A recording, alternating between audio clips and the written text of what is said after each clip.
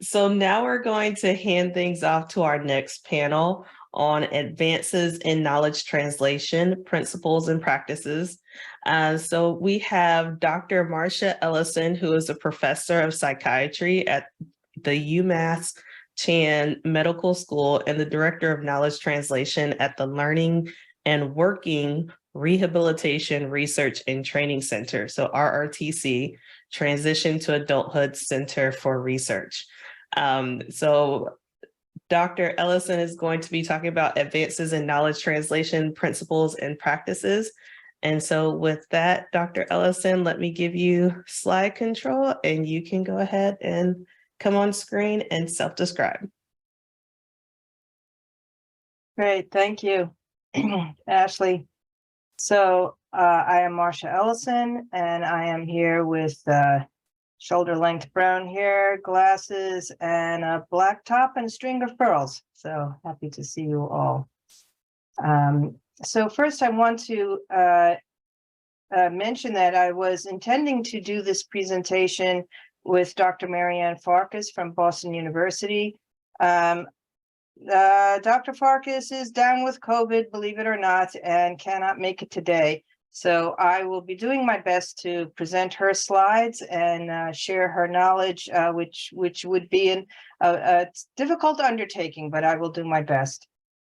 So both of us are here representing the Center for Knowledge Translation on Employment Research, affectionately called SECTOR. SECTOR is funded by NIDLR, and Marianne Farkas and myself are the co-directors of SECTOR. And so we'll be talking a good bit about strategies and innovations in knowledge translation, really thinking theoretically as well as practically, and how we have taken some of those things and applied them to SECTOR. Okay, so this is our first slide. So KT has been described as the bridge between discovery and impact. So, you know, here on the left are the research outputs. We are all involved in research and development of outputs. And then over there on the right are the research impacts.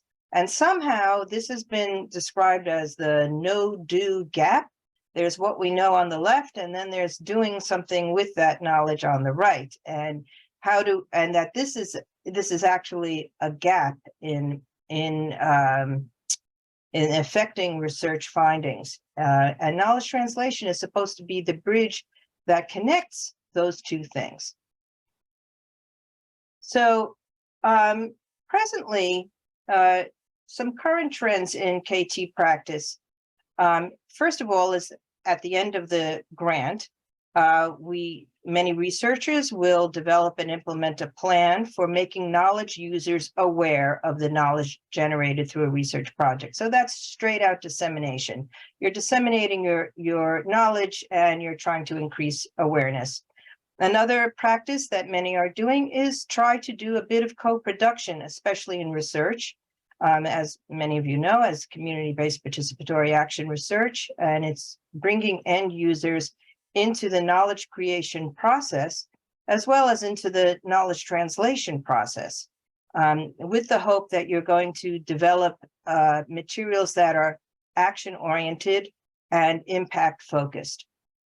And lastly, there is an increasing awareness of using implementation science to guide knowledge translation efforts. And we're going to talk about that a bit more in this presentation.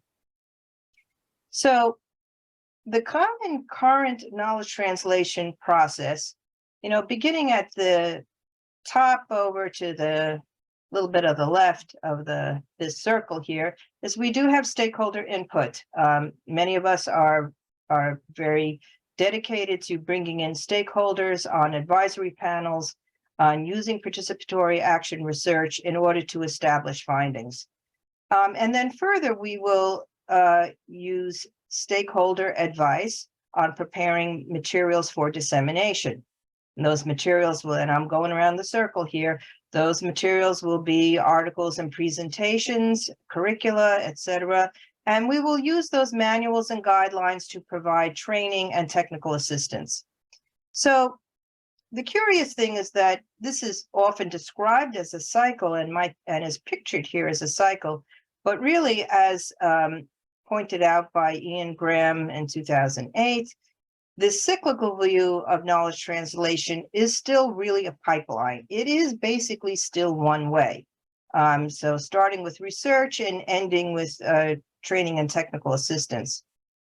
So the input of stakeholders here at the beginning of the research process helps.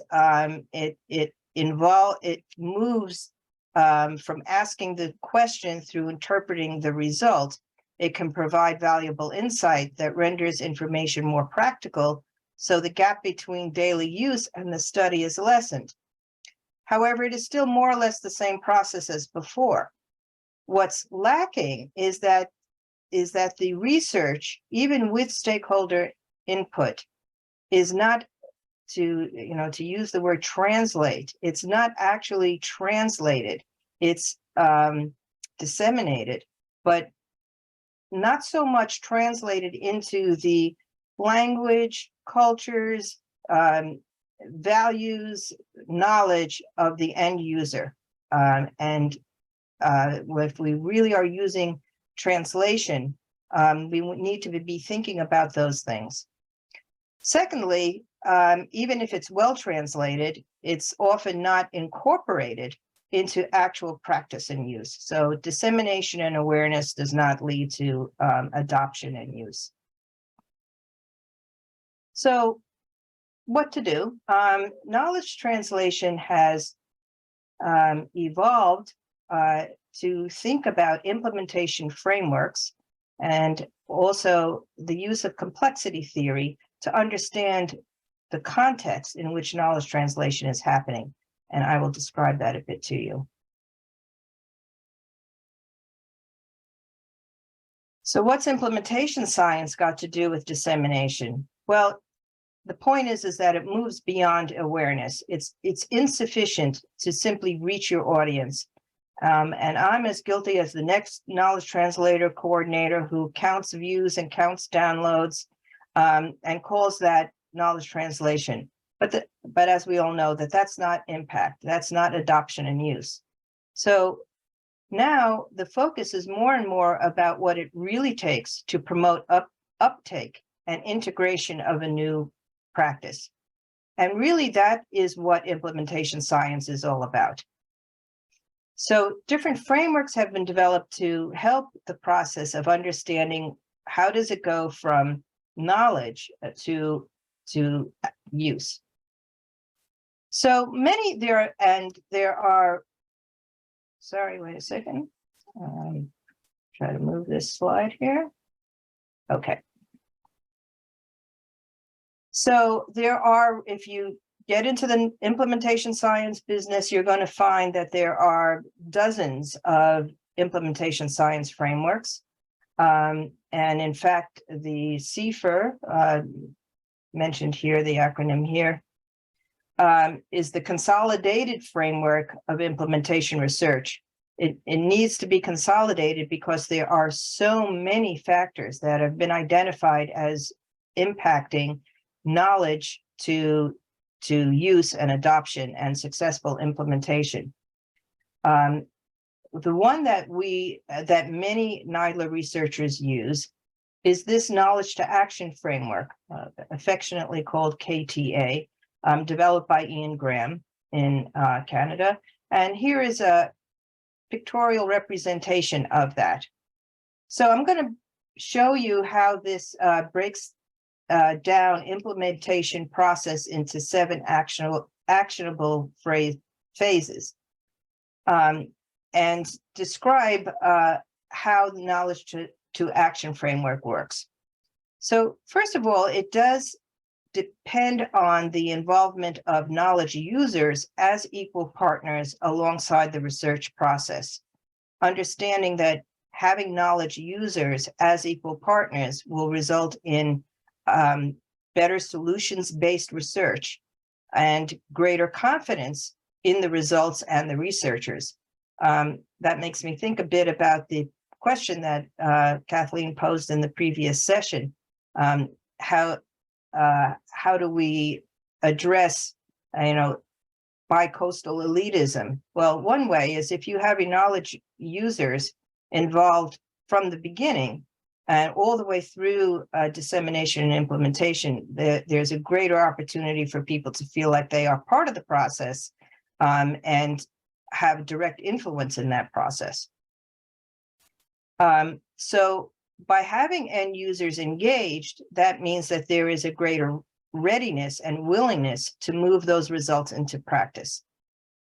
Okay, so I'm going to break down this picture for you if you're not familiar with it. In the center is knowledge creation. So that's all of us, researchers. We do knowledge inquiry, going down the triangle here, and we synthesize our knowledge and then produce products and tools.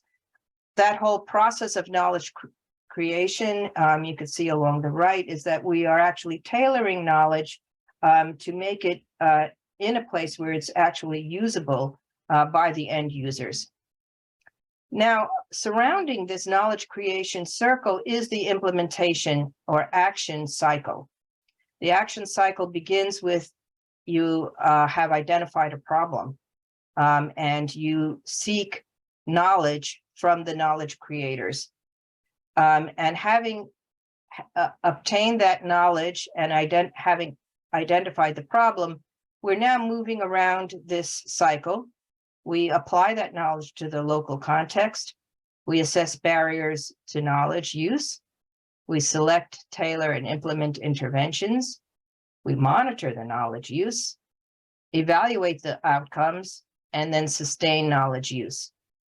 Now, the truth is that me, like many of you, we have limited knowledge creation number of years. We might try to get to implementation, but implementation is a long process. It doesn't happen in days and months. It really happens over years. So if knowledge translation is going to be turned into use, adoption and use, and measured in terms of use, we need that length of involvement with the users to understand whether and how that use is successful. Okay, so this is the knowledge to action framework that many people are using. And by the way, if you want to know more about implementation science and the different frameworks, there really is a vast literature at this point. Many good societies are out there to help train researchers to become implementation supporters and implementation practitioners. And I'm sure many of you are familiar with that.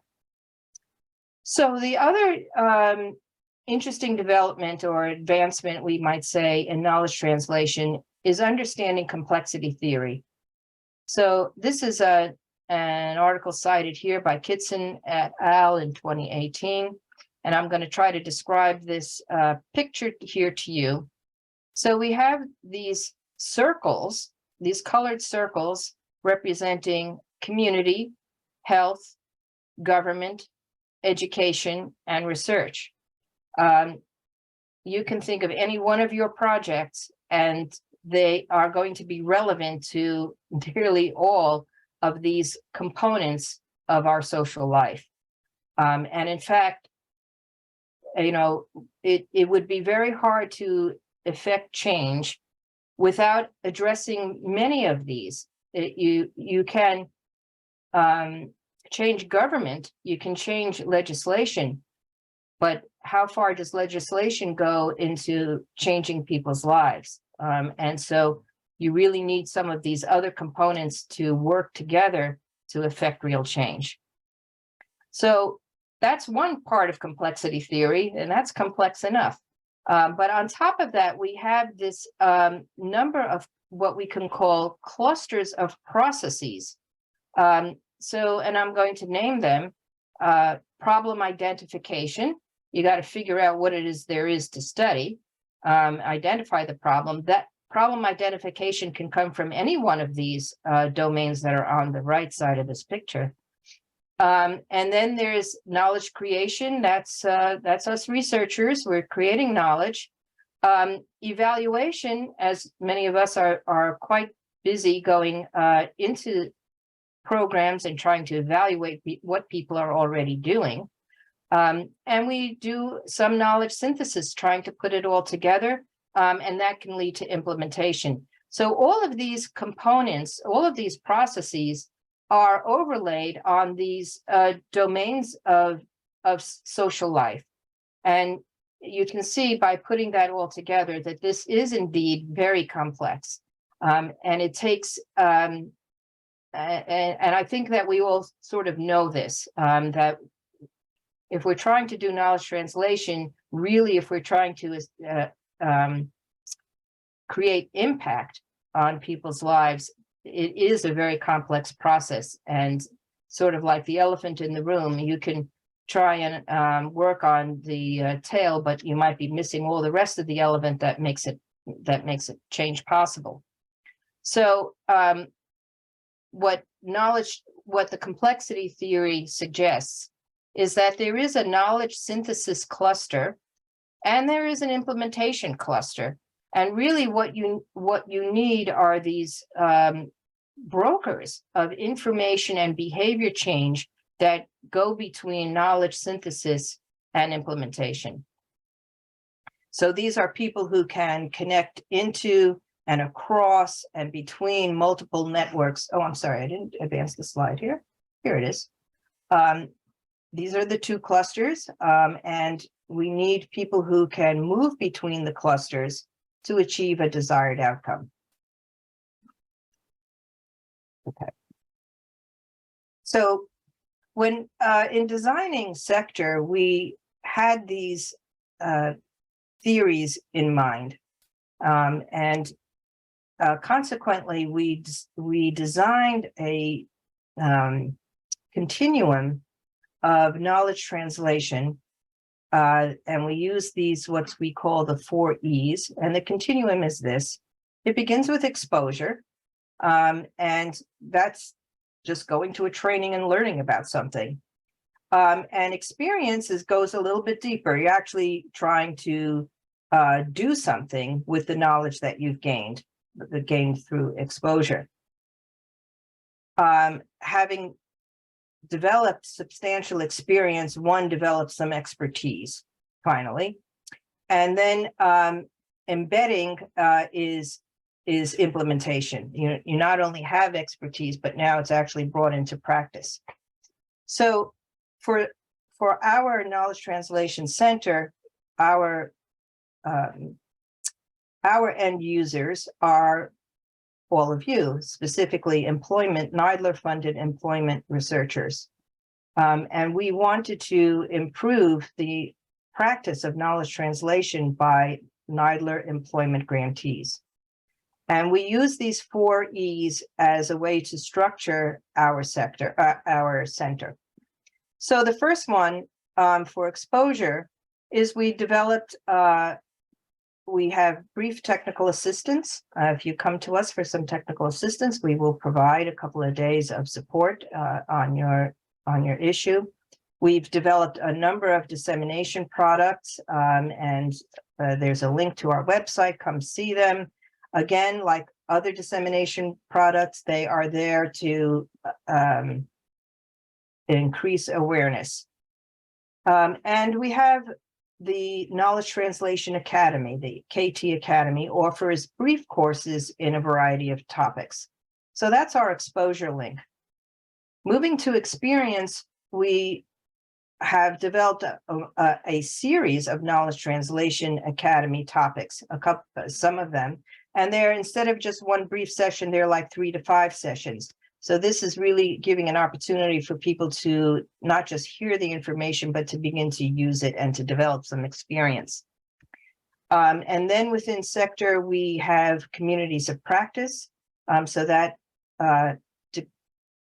presumes that people have some experience in a particular topic, and they are using communities of practice to develop their expertise.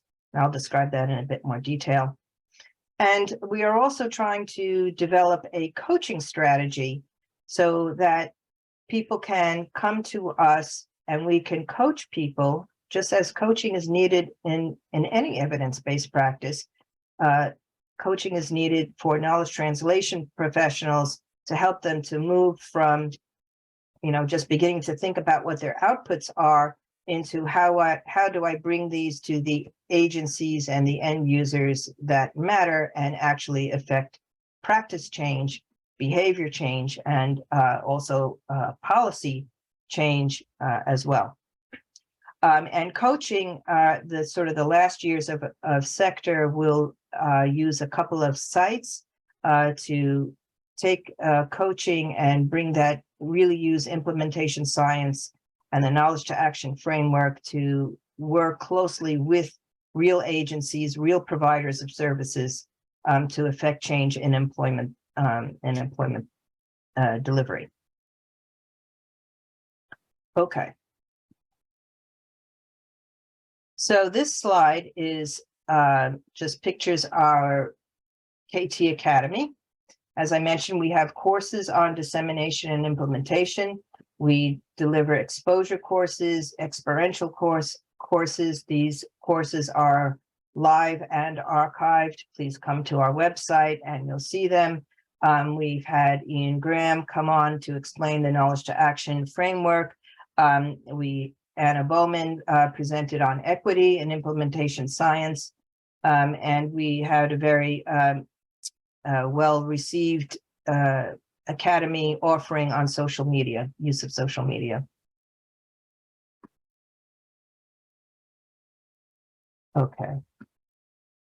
A little bit more about the coaching for knowledge translation. So we are in the midst of developing the coaching manual. We expect to have developed it together with site programs that we have, and to explore exactly what is the content within the coaching manual. How would we know if we achieved it? How do we understand our setbacks and victories? And also we're going to pilot it to figure out what is duration of the coaching. So that's underway. Please stay tuned and you will see it. Okay. So a little bit about our communities of practice. As I mentioned, this is on the developing of expertise. And we have a very long-lived community of practice on social media. And we invite you all to please participate in our community of practice. We come to our website and you can find out when the next one is. And the fact that it has gone on for over a year indicates its success. There are a variety of resources here that we have developed during earlier attempts of developing communities of practice, and you're welcome to take a look at them, as well as other resources on communities of practice. I think that there are differing opinions about communities of practice, but I wanted to try to illuminate what are the factors that made this one so successful. So our leader of our social media community of practice is Jean Lanook, and she helped identify these components here. So one thing is that the topics are driven by the attendees. So at each meeting, we poll everyone, what topics are they interested in? So from the get-go, these are topics that are identified by the people who are participating. And then the actual content and structure of the monthly meetings will vary. So some have guest speakers on a specific topic. So if people, so in one case, we had speakers from the National Library of Medicine. come to speak. We've had other speakers on LinkedIn and other, again, topics that were identified by the individuals. And with pre-planned topics of learning, there is an opportunity for people to share what they do and the questions that they have. There is a real attempt to make this a very complete non-judgment zone. People bring their struggles, their questions, and it's an opportunity for others to say, this is what I've tried, and this is what's been successful, what hasn't, and it becomes an enjoyable learning community for everyone. We also have these Ask Me Anything open meetings, which tend to be community building. We have now a sort of a core of a number of people who attend each month, and that forms the basis of the community of practice. People know each other, they're relaxed. It is seen as additive to people's lives and not a drain. It tends to take place during lunch hours, so it is a relaxed and informal gathering. We do go-arounds to share a particular practice. So as one example was, what social media platforms are people using? And so people will go and say, one by one, this is the platform that I've used. This is its advantages and disadvantages. This is how much it cost. And so people are getting very hands-on, direct skills and learning that they can apply to their own knowledge translation efforts. Okay. So one more aspect of what Sector is doing is we're trying to make real co-production in terms of our dissemination. And I'll state again that in this case, our end users are grantees, not actually people with disabilities. So we are working with grantees to help them to translate their research into products that will be impactful for their end users. So this is one example. This was developed with Temple University Collaborative, NIDLR funded RRTC, and they were examining what are welcoming places for welcoming employment places for people with disabilities. And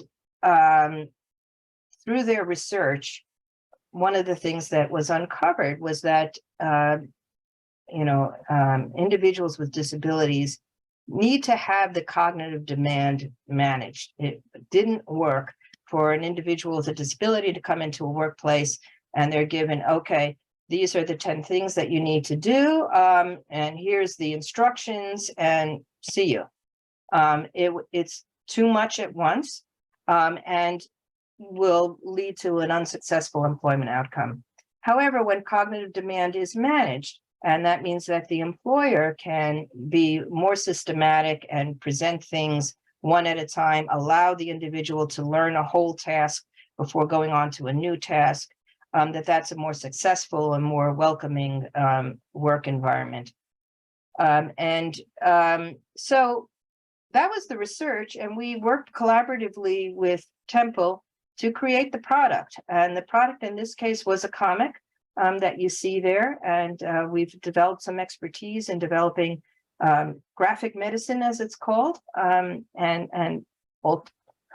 affectionately also called comics, to convey in a very engaging way, both with employers and people with disabilities, about how to manage cognitive demand in the workplace.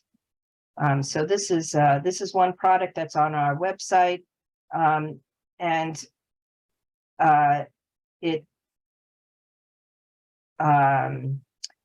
so end users were involved in translating the knowledge that they had gained in Temple University, in this case, into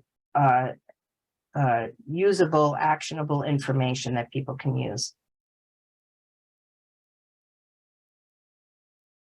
Okay, and now I'm going to convey a little bit of research that Sector has done.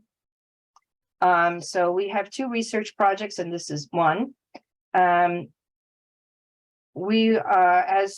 all of you know, you have only so many dissemination dollars.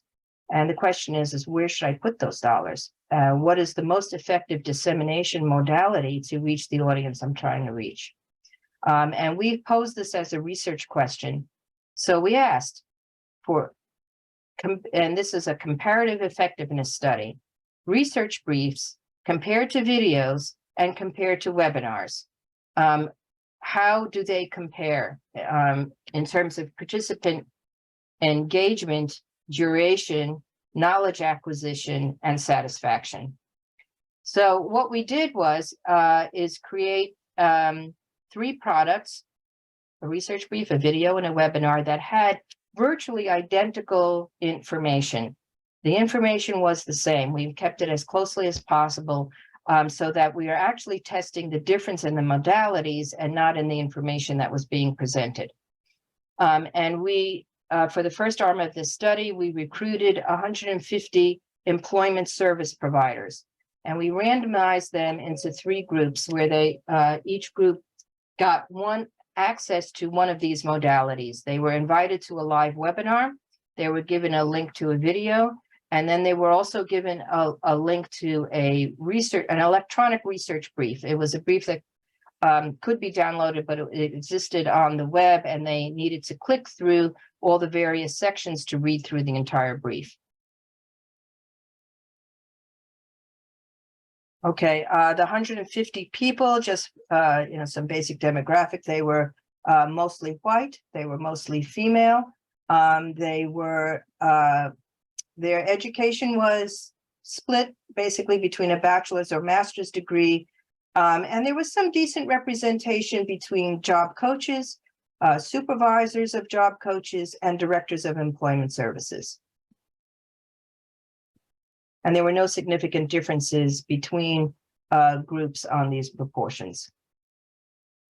Okay, so here's the big outcome, the big takeaway. We measured engagement and what percent of the individuals in each modality actually engaged, which means that for the briefs, they opened up the link to the brief. This is not measuring how much of it they read, but they bothered. They bothered to open the link. They bothered to open the video. And then for the webinar, they actually came on to the live webinar. And as you can see, the winner is the research brief. 83% of the individuals in that group opened the brief. And that was statistically significant compared to those in the webinar, where only 40% of the individuals assigned to the webinar group came to the webinar. And videos were sort of in the middle, but still statistically significantly different from the webinar, where 64% of those assigned to the video actually opened the video. So this was surprising to me. And more surprising was that there were no significant differences in engagement in the modality by education level, by race, by age, or job role.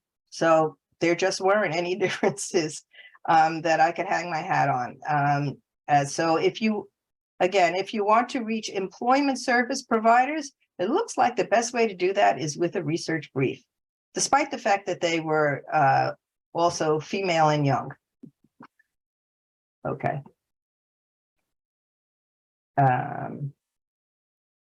So next we asked about duration of engagement. How long did they stick with it? We actually measured it. In terms of the webinar, that was easy because we knew how long it was that people stayed on the webinar until they jumped off. The video, we had a certain kind of software that also measured how long people stayed with the video. The actual video was pretty long. It was 7 to 8 minutes.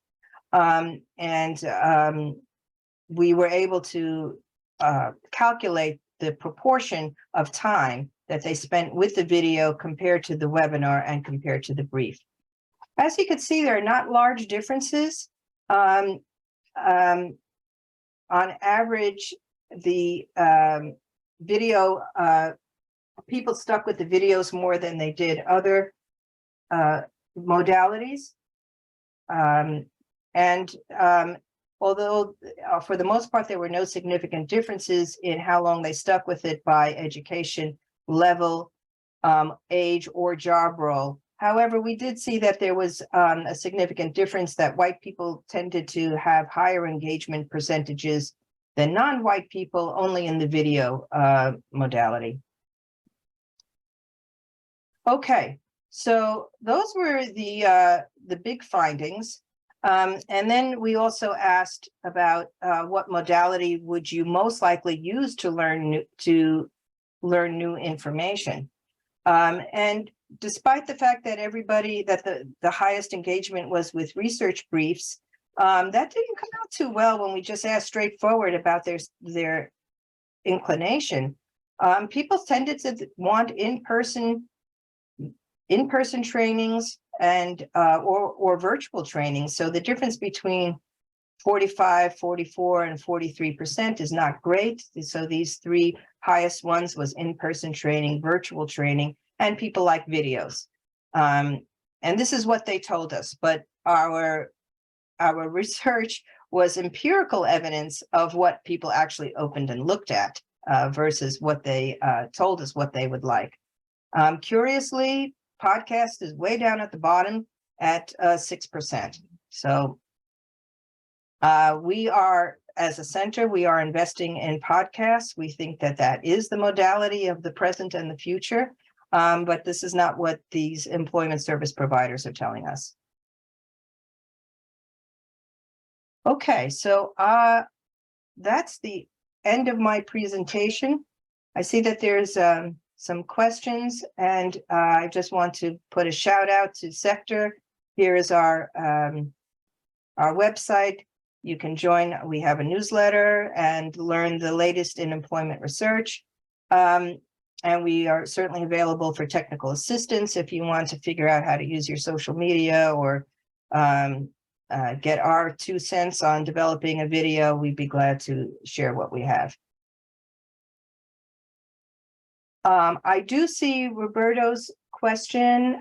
Can you post the link to the reference? So I can't do that right now, but I am going to send it to our references to Kathleen, and I'm sure she can disseminate it to everyone. Mm-hmm. And sorry, Roberto, what is the specific reference you're looking for?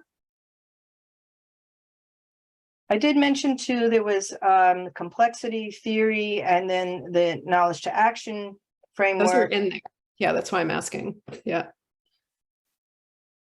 Yeah. Okay. Mm-hmm. I think it's the paper or citation, the last paper on the final slides. Last paper on the final slide. Let's see.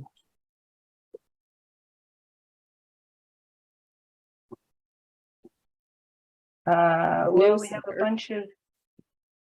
Okay, we will figure it out and say. I think it's Kitson on the complexity theory. Maybe. Gotcha. Yeah, that's if you, Roberto, if you scroll up, that's there already.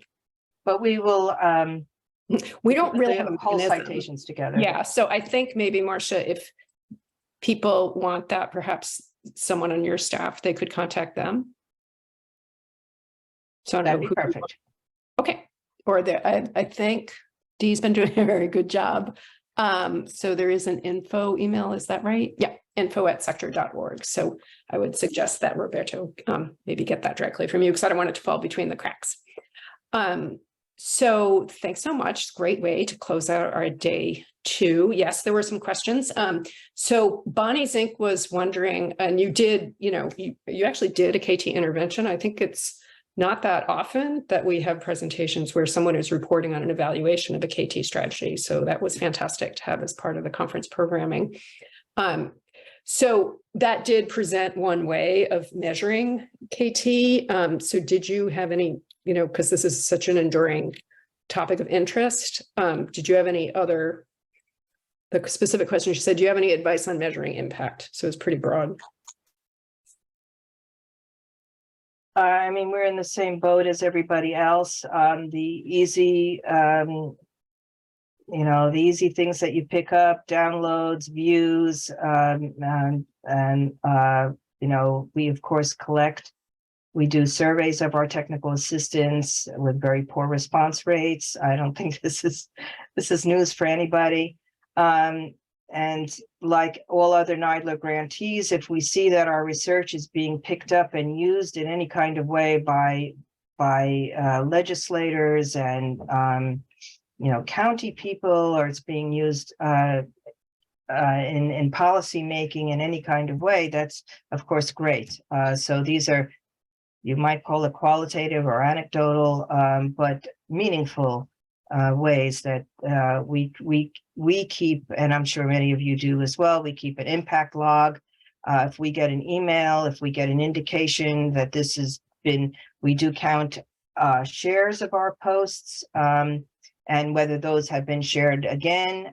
So those are all useful information. But I think at the end of the day, honestly, end use means implementation.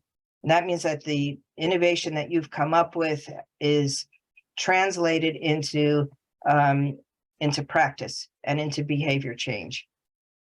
And honestly, I think that takes long-term measurement, and maybe in a 5-year RRTC, you can start knowing that you want to measure that kind of impact, and it's going to take 5 years to see it.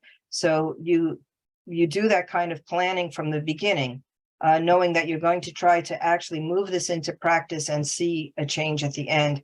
Another thing that has been taught to me is try to figure it out from the beginning. So try to understand what it is that you want to impact. And if you have that as your goal, as you're going forward with your knowledge translation is more targeted, and you have a better capacity to measure it. It's an ongoing thing. So Bonnie's saying that's helpful. The impact log would be valuable. Agree with long-term. Maybe that's why it's difficult. And another interesting, this is just more of an observation, but about your study is you were measuring not just what people said that they wanted, but what they actually indicated that they wanted by their use. So this is Salima LaForce. Often people's preferences don't match their behaviors. But piggybacking on the comment you said about that sometimes what you learn, you tailor it even more. I do think it would be helpful for our audience to understand which of your resources, because you're the NIDLR funder, it's the same funder as the Center on KTDRR, which funds 5 KT centers. The Center on KTDRR supports all of the grantees KT needs. And then there are 4 others that support specific portfolios that NIDLR funds, and sector supports the employment researchers. So that's why when you saw Dee putting in the co-production, you have to be a NIDLR grantee in the employment portfolio to get that support from sector. So given that most of the people here, Marcia, are not NIDLR grantees, 2 things. Could you talk first about how do you tailor your training and TA to employment grantees? Well, honestly, it's a bit of a challenge because, as you well know, Kathleen, the issues are trans disability group or even trans service model. So if you're trying to figure out how to do social media, it doesn't depend on employment per se versus community participation or health and function. Really, it's strategies that are independent of the content. So as you know, Kathleen, we have teamed up together from time to time to try to present materials, present help to grantees that don't depend on what is their domain within NIDLR. But that said, we do narrow in on the employment research. So I failed to mention this in my presentation, that the research that we did, I'm actually going to go back and show that to people. So what we did here, we selected the job coach and an electronic job coach app that was developed by Creatability Inc. and Creatability received 2 SBIR NIDLR funds to develop this app. So we did canvass our advisory council for different kinds of NIDLR employment research to feature in this study. And we selected this one. It's great. It was a great app. And these 3 products that we developed, the brief, the video, and the webinar, was done as co-production hand in hand with Steve Sutter at Creatability. And we used their research, we used their images, we used how they, the findings that they had, and in the course of preparing these videos. Yeah. So sometimes it's just the content is different, but I don't think that the processes and the structures are all that different. Right. So that's why it's so great. I do lead a community of practice for all the KT Center PIs, and Marcia has been a great participant in that, because we do find that there are synergies and we can co-produce things and really make sure that everything that we're leveraging and not being redundant. So I love when that happens. So there is a question. Rosman Esmail is on the Center on KTDRR's expert review panel. So thank you for coming. She says, Canada's research funding agency, Canadian Institutes of Health Research, is moving away from the term knowledge translation to knowledge mobilization, as an emphasis on researchers engaging in meaningful priority setting and co-production, as you know, your presentation illustrates, with diverse communities of knowledge users and holders, to ensure that research is responding to pressing needs. So it's interesting, given you were talking about the long, how long it takes. So she just wants to know what your thoughts are on that shift from KT to knowledge mobilization and what it implies. Well, Canada is always ahead of the US, and we just follow in your coattails here. So I like the term knowledge mobilization. I think that it's a very action-oriented kind of word, as opposed to translation. It's really, bringing together knowledge for the purposes of impact. So I rather like it. But perhaps she has more to say about that. She says, thanks so much for saying Canada is ahead of the US in this area. I think we all know that. The term itself, right, came from the Canadian Institutes for Health Research and Ian Graham's work in. I see Bonnie's last comment, and I think that that's right, that knowledge translation suggests more one way, whereas mobilization suggests more a two-way development. And I think it also implies more of a collective production of knowledge, not just something coming out of one research team, or some of what we've been talking about earlier, that not all knowledge is produced by scientists. Right. Someone has to leave early. Oh, thanks. Bonnie says she likes collective. We have another actual question from Roberto Sandoval. Is a name change all that suffices to improve metric collection and analysis? I think. Comments, but Marcia, this is your show, so. Well, obviously not. Yes, so knowledge translation by any other name might not be knowledge translation, so we'll see. But yes, I do think that we have to move towards implementation science and the metrics that implementation science uses for adoption and use. And I think that'll give us more traction.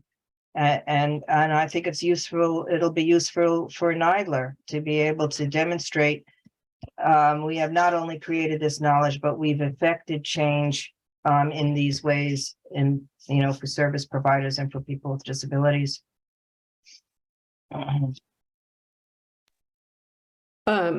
So I think this is a great way to end today. Again, I always have other thoughts, but I know it's not my presentation. I'm just trying to let people engage with you.